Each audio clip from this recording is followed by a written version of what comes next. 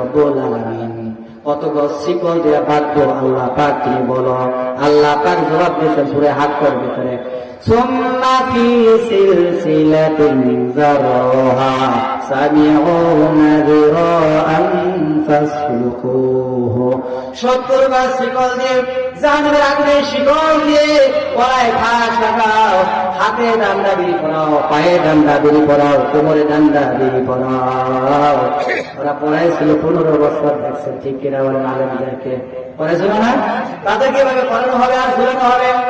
আল্লাহ রাব্বুল আলামিন শাস্তির সম্পর্কে বলেছেন, কোরআনুল কারীম থেকে কিছু শাস্তি আপনাদেরকে শুনিয়ে দেই।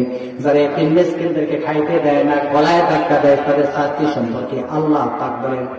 কোরআনুল কারীমের ভিতরে বলেছেন, ও আমার বাবাজিরা লক্ষ্য করেন, আল্লাযীনা কাফারু কুত্রিয়াত লাহুম সিয়াম